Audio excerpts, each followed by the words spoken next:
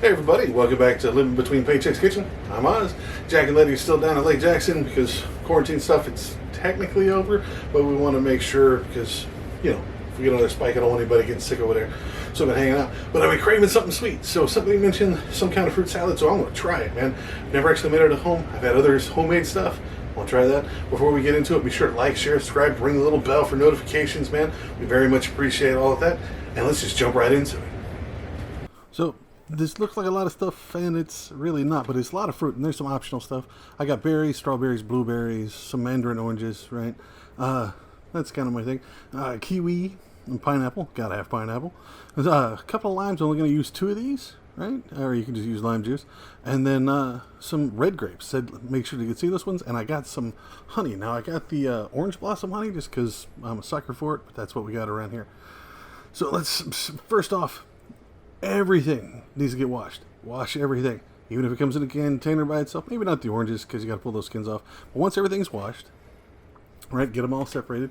Make sure you get a bowl. This is going to be your big mixing bowl. Bigger the better. Especially if you have one that seals if you're not going to eat it all. And you're going to need a good fruit knife, which is a cleaver for me. So once you get that, get you a cutting board. And everything's all nice and clean. Be sure to get it all done. Right? So grapes. Super easy. You can leave them whole if you feel like it. If you have small ones, you can cut them into smaller pieces. I just generally cut them once across. Half of them. Sorry, my hand is in the way. I'm not used to the camera being on the side of me still.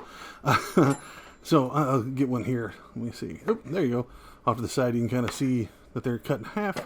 Do that. I just did the whole bunch, right? Got them all nice and halved. You can cut them smaller if you're worried about small people or little kids that are getting into stuff. Don't want them to choke. Now, your oranges, you got to peel them all, right? I got the mandarin oranges, and they're relatively easy. They're really squishy. They're good for kids. I don't know if it's a GMO that makes them really easy to peel, but they just come off. Be sure to get all the peel off. It's going to take a little bit. So get all the peel off and try to get as much of that white fuzzy crap off the side of it. Pull it apart and chug it into your bowl, right? Get the string off as best you can, but that's all you need to do with your oranges. So that's starting to look good. Get that in there. That's nice. Now, kiwi can be tricky. Kiwi is optional. Not everybody's a big fan. Be sure when you get them to get the soft ones, because the hard ones are bitter and they're not ripe. Cut the ends off, give it a nice cut down the side, just use the edge just to kind of pull it off, and then you can just peel this fuzzy skin stuff right off the outside. Boom, easy as that. Just peel it all, and then once you get all those done, sometimes it comes off easy, sometimes it's not. You're gonna scrape at it, and then you cut those up. I thought I had footage of me cutting those up. Strawberries, be sure to wash them. Be sure to get all the green stuff off the end of them. Now, there's a couple of different ways to do strawberries, man. I generally do them in rings like this, starting at one end, and they do small rings. And you're going to catch it with just this round bit here in the middle. See? Perfect. Or, yeah, throw them all in the thing. You can take it and cut it like lengthwise, and you get this weird heart-shaped, almost anatomical kind of look to it, like this. Right? And again, if you're worried about small children or somebody that chokes easily, an ex-girlfriend that was like that, just cut them up even more. You can run blade through them again. Now, pineapple. A lot of people don't like pineapple. Seems challenging because it's a big, hard, complicated looking fruit. But like a handful of cuts and you're good. So get your knife, cut this top off. Now you can replant the top. I don't think I've ever included instructions for that, but you can set it aside for right now. You don't need that. Every time you cut it, it's going to have like little nubs on the outside that are going to come loose. So just be sure to pull those out. After that, I half it. Now, I don't have a small knife. I usually have a small paring knife to work on my fruit, but I'm using my big cleaver on this one. So it makes it kind of complicated. So, easiest way to do it is just cut it into rings like you would slice on a watermelon, like you want that half moon shape, right? So you get all those cut, and then you take your knife, and then just cut around the edges and cut that skin off, and you're set with these, right? These are ready to go. I don't have a good on-screen version, but yeah, that's what they look like when they're done. Go ahead and do the whole rest of those. Get the skins of them off. Now these, again, cut them into big chunks, little chunks. You don't have to use a whole pineapple. You can use like the chunks you get in the little containers, cans, jars, that kind of stuff. But if you're doing it this way and you want it smaller, easiest way is line it back up, run your blade halfway through it, stand it up, do it the other way. That way you don't have to worry about it falling, coming apart, and that kind of stuff. It sticks the blade, easy to move. Right? Super simple. Right? There's the heart of it's in there. Some people core theirs. As long as you're cutting it up, I don't see a problem. Like eating the big chunks of it, the core and the rind can be kind of a pain in the neck to get around. I cut off the rind and I leave the core in because I'm cutting it up. It's not that big a deal. Right?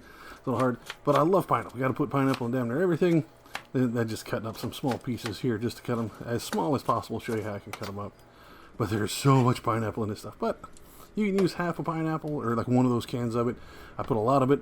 Looks really good. The last thing is your blueberries. Be sure to wash them. Now when you wash them, you're going to get most of it. But man, you got to look out, make sure there's no leaves in there. You need to keep an eye on that. Sometimes the leaves that are the buds at the top, I found one in here. Because that's why I'm not just dumping the whole thing in there. You can see it right here. See a little fuzzy bit that sticks out the top. Pull that out. Eat that one because it's rejected. I didn't use the whole container of blueberries. A, because blueberries are expensive. And B, the rest are going to go to my pet turtle. My little tortoise that lives in the bathroom right now. He's going to enjoy those. Now, get you a bowl and half a cup of honey. Now, you can heat up your honey. I don't like microwaving honey, so I usually just work with it cold if I don't have a way to heat it. This might take a while if you got to measure it, because I used half a cup of this stuff, right? Just let it pour out. It's going to take a minute. In Texas in the summer, not so much, but in the wintertime, this will take forever. This is just me waiting and more waiting. More waiting. Last drop. Okay, good enough. All right, so I get you that. Then you're going to get you your lime and a zester, or a little cheese grater that's got the zesting side to it. That's these little bitty holes, right? Don't want to use a lot of it, because if you grind it down and get to the white part, it's going to get bitter and gross. So just grind it down, just get the zest, right? Just the green part of it off, brush that down. And once you get that in there, then you're going to, I cut 2 of them. I think it's roughly 2 tablespoons of lime juice. That's what it called for. I don't mind a little bit extra because it's a lot of fruit in mine. Go ahead and just squeeze it in there. Make sure there's no seeds that get into it, because nobody wants to bite into a seed or anything. Just squeeze them directly in there. Always just eat those over there. So don't worry about the rest of the lime. I'm not wasting it. So just squeeze that in there right on top of your honey. Now you're going to try to whisk it, right? Fork, a whisk, anything like that. I'm broke. I don't have a whisk, so I'm using a fork. But it's really splashy on top because the lime juice sits on top of the honey. So you got to stir it, and it takes a while. Just keep at it nice and slow. Don't splash the lime juice anywhere. Once it's kind of one single fluid, you're set. And just pour that right on top of your fruit, right? Just, sorry about the big hand shot here. Like my normal camera, like I miss Jack and Letty because they keep a track of what, what's showing on what camera at what time. So once you get that in, get you a nice wooden spoon, because wooden spoon is better than anything, and give it a nice stir. Make sure everything's coated with that honey and that lime juice that's down in there. And that's it, man. Just give it a nice soft stir. Like I turn the bowl when I'm doing it, make sure I'm not turning just the one spot over and over, that you get the full thing.